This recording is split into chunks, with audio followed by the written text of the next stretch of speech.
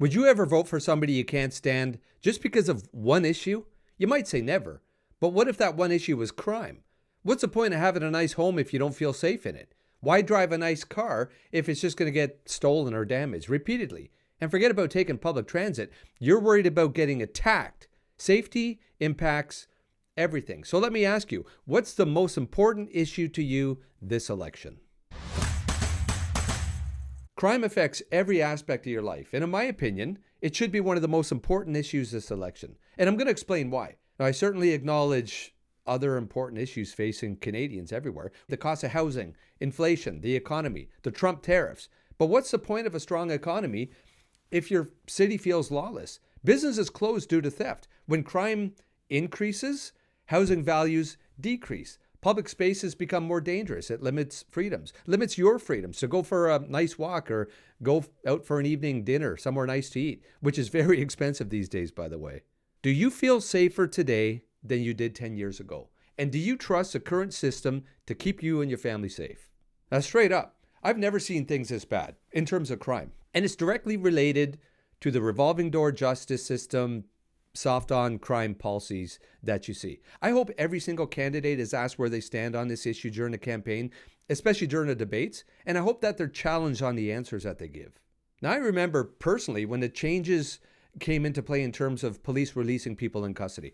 I was working the beat at the time, primary response. All of a sudden, we were releasing people on scene where we would have brought them into the station just a day earlier. It was overnight. Some of the other officers and I, when we were releasing somebody, we'd be looking at one another because it just didn't feel right. And I don't mean didn't feel right in the eyes of a police officer. I mean, most rational people, they would have an issue with some of the people being released on scene just because of the nature of the crimes committed. I'm not telling you anything you don't already know. You've seen the stories, I'm sure. There's three main areas of focus in terms of crime in Canada, and they are directly related to the justice system. Number one, serious crimes against people and public safety. I've had videos taken down in the past because I've gotten into the details about the nature of some of the crimes committed against people, regular people just going about their day. They're not looking for trouble. They're not acting tough. They don't have an attitude. Just people going to work, school, shopping. And listen, these things happen to every group at every age. And we all know that many of these crimes are being committed by repeat offenders. They're out on bail for the exact same thing that they're doing right now, which of course raises concerns about the revolving door justice system. So why does this matter? If people don't feel safe in public spaces or on transit, it affects every aspect of their daily life. It affects their mental health and it affects their trust in the system, if that makes sense. Number two, property crime and auto theft. There's been a well-documented increase in vehicle theft compared to pre-pandemic levels, in Canada anyways. A lot of luxury car thefts, they're linked to organized crime and international smuggling. Home break-ins, home invasions, they seem more brazen than ever. And people don't care that they're being filmed. Organized retail theft has surged, smash and grabs, which obviously affects businesses and has led to some stores having to close. And why it matters: rising property crime impacts businesses, insurance rates, and the overall sense of security in neighborhoods. I want to share a true story with you, and it's disturbing, about a break-in that I attended as a police officer. I just started my shift, and my first call of the day was for a break-in, which occurred at some point throughout the night. So the suspect in this matter gained entry. It was a 3-level apartment or condo. Gained entry through the second floor window, which was left open because it was hot. At some point throughout the night, the suspect entered into this condo, walked around the condo, opened a bedroom door to where one of the kids was sleeping, and I was able to speak to one of the kids, and the kids thought it was just their parent coming to check in on them. It was about 2 or 3 in the morning, and they left through the bottom floor, through the garage, stole a bike, and went through the garage. This all happened throughout the night, and nobody even realized until the morning. But the person was walking through every level of their home throughout the night. Number 3, cybercrime and fraud. Cybercrimes have become more sophisticated. Extortion, getting caught up in situations where you've sent photos or information that you shouldn't, and now that information is being used against you. The fraudulent emails that people receive, they look legit, and it's easy to be fooled.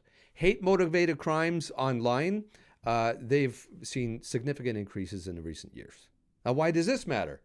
as our lives are moving online, our financial, social interactions, mostly everything's done online. Cybercrime, it can completely destroy a person or the business. And as usual, there's very little recourse for the victims.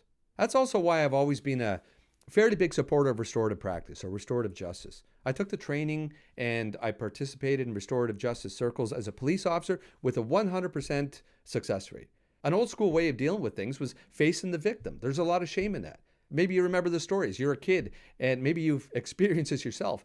You stole something or you damaged something and your dad made you go admit it and say you're sorry. It was embarrassing. And sometimes you had to work to pay it off. I was stealing food when I was a kid from my neighbor's garden, just little things. I was like 7 years old and I was caught and I had to spend a day picking weeds for the neighbors. Laying charges isn't always the answer. There's a lot of victims out there. They just want their items back.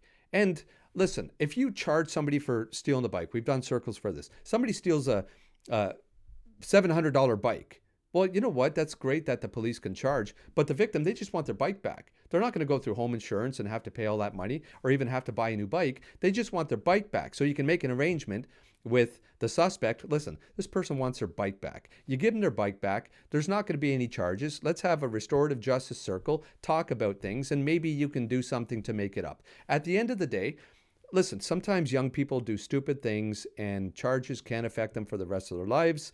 I'm not making excuses for crime here. Give your head a shake if that's what you're thinking. But at the end of the day, the victim got their bike back. The suspect was shamed, and there's a lot of good reasons why a restorative justice circle would take place, and they do work.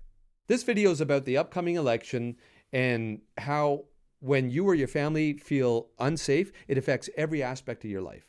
The amount of home invasions we're seeing these days. Buy a nice home where you try to build a life and you got some people kicking in your front door, terrorizing your family. I showed a clip just last week where they kicked in the front door of a house and you can hear a 5-year-old inside crying because they're scared. It's sickening. And this is happening in all neighborhoods. This isn't fixed by moving to a nice neighborhood, whatever that means. Sometimes they're purposely targeting homes in nicer areas. And security cameras don't seem to deter anything because there's no punishment even if they're caught. And they're most likely on bail for a similar offense when they kick in your door. It's brutal. I made a video about security cameras and how they often provide a false sense of security. And I get into some realities which a lot of people don't want to hear, but they're very important. It's easy for me to get off track. I do every video, but I'm not just some guy ranting here, okay? I've been around law and justice my entire life, 50 years, over 20 years as a cop myself. The stories I could tell. And I don't want to see any more innocent families victimized. Safety isn't a left or right issue. It's become a survival issue. And that's not being overly dramatic. If we don't get crime under control, nothing else will matter. Single issue voters, pay attention to where your candidate stands on crime and punishment this election. And I want to hear what's most important to you this election. I would love to hear from you. Please leave a comment. Thank you for watching. I appreciate you taking the time. Stay sharp, stay safe, stay Canadian.